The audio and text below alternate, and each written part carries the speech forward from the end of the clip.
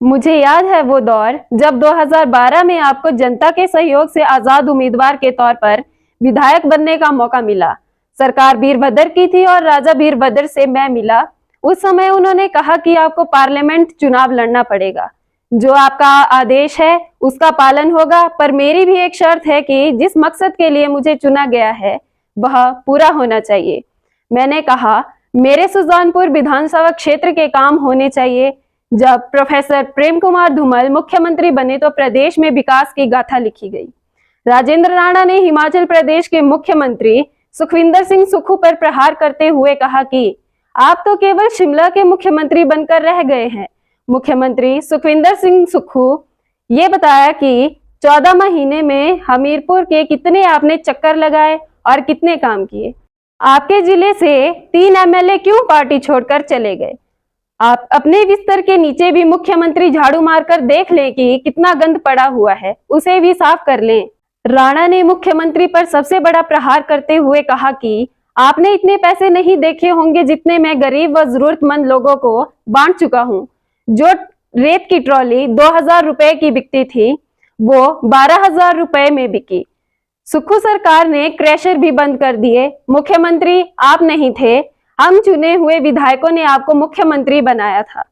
आपने उनको ही जलील करना शुरू कर दिया। मैं प्रवीणा आपको राजेंद्र राणा की जनसभा व भाषण दिखाती हूँ, जिसमें राजेंद्र राणा सुजैनपुर में क्या क्या बातें मुख्यमंत्री के प्रति कह रहे हैं। पर में क्या हुआ, क्या प्रयास हुए, उसकी चर्चा करने की जरूरत नहीं है, सब लोग जानते हैं। मेरा सपना रहा, मुझे याद है वो दौर कि जब 2012 में आप सब लोगों के आशीर्वाद से मुझे इंडिपेंडेंट एमएलए बनने का मौका मिला। सरकार कांग्रेस की थी, राजा वीरभद्र जी से मैं मिला और 1.5 साल बाद उन्होंने कहा, 1.25 साल बाद, कि आपको पार्लियामेंट चुनाव लड़ना पड़ेगा। मैंने कहा जो आपका आदेश माना जाएगा, परंतु मेरी भी एक शर्त है। कहते आप बताओ। मैंने कहा जिस मकसद को लेकर मैं चुना गया था वो मकसद पूरा होना चाहिए। कहते बताओ। मैंने कहा मेरे सुजैनपुर के काम होना चाहिए, जो मैं बोलूं वो आपने करना है।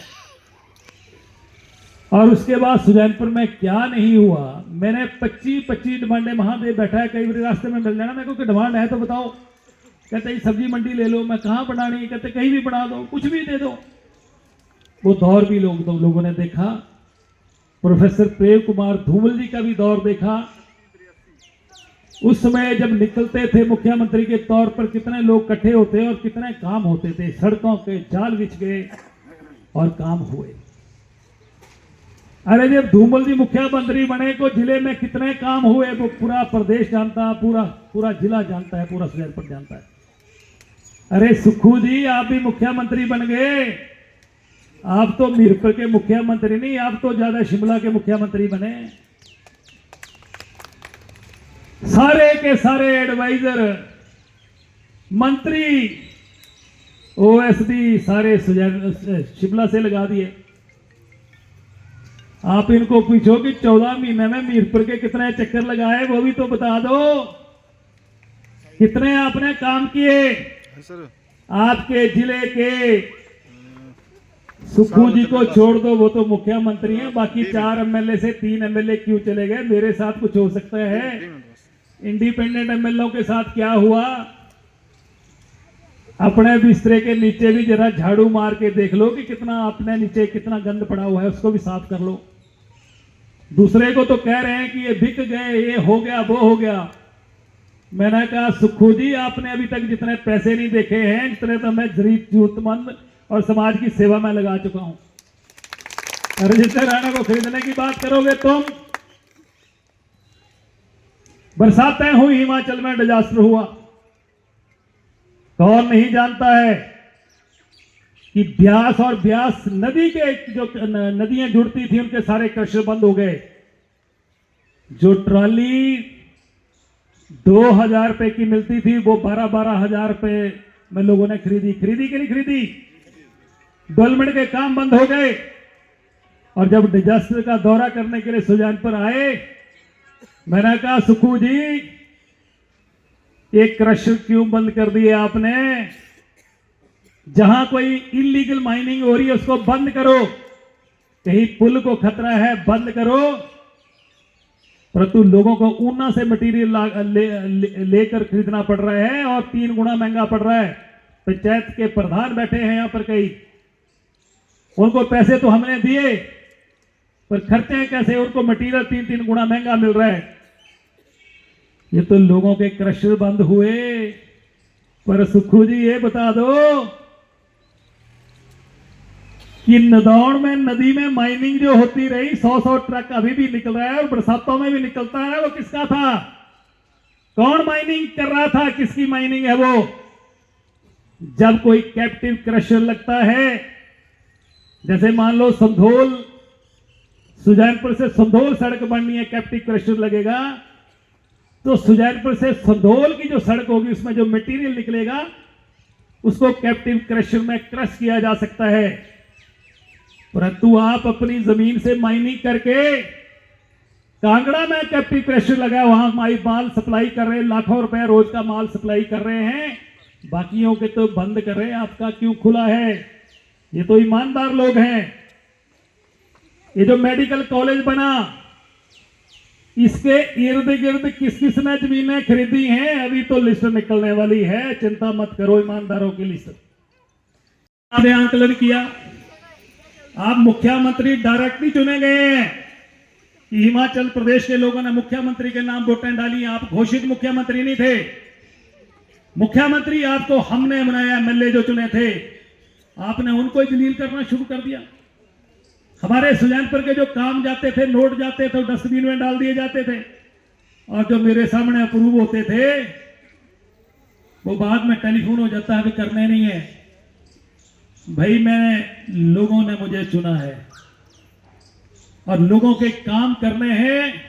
मैंने कहा बधाई की मेरे लिए इंपॉर्टेंट नहीं है, मैं इसको छोड़ता हूं, पर मेरे लिए सुजानपुर की जनता का काम मेरे लिए ज्यादा महत्वपूर्ण है। जो व्यक्ति बाढ़ पंच बन जाता है उसको बोल के देखो कि रिजाइन कर दो, करता है कोई?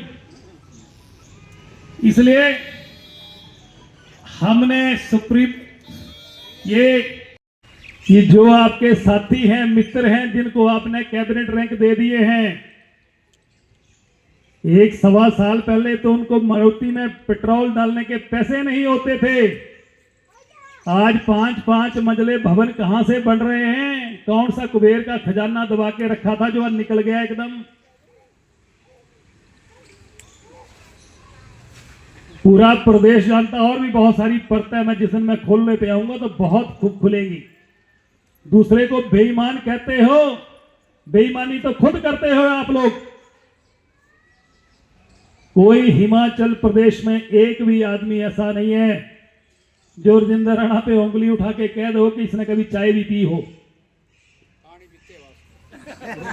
मैं अपनी कंस्टिट्यूंसी में भी जाता हूं तो मैं कहता हूं चाय नहीं पीता हूं। आप समझ गए, मैंने राजा वीरभद्र जी से कहा एक बार, मैं कह रहा था प्रदेश है जैसे पेशेंट सीरियस हो जाता है और डॉक्टर कहता है जो उसके परिजन होते हैं कि भाई घर वालों को, रिश्तेदारों को लोग बुला लो, ये सरकार जाने वाली है। हम उसमें भी कहते रहे ये जो गारंटियां दे रहे हैं आपके गले की फांस बनने वाली है, तो मुझे जवाब दिया जाता था कि पहले सरकार बनाओ, चाहे झूठ के आधार पर बनाओ, पर बाकी की बातें बाद में देखेंगे। अरे सुक्कू जी, आपने कहा मुख्यमंत्री बनने के बाद कि हिमाचल प्रदेश की 97% हिंदू विचारधारा को हम हरा के आए हैं। आप कौन हैं? हम कहते हैं हमें अपनी विचारधारा, अपने धर्म को मानने का अधिकार है। कोई और ईसाई है, मुस्लिम है, उसको भी अधिकार है, परंतु कोई हमारे बारे में हमारे दिल पर कोई चोट पहुंचाएगा तो हम उसको बर्दाश्त नहीं करेंगे।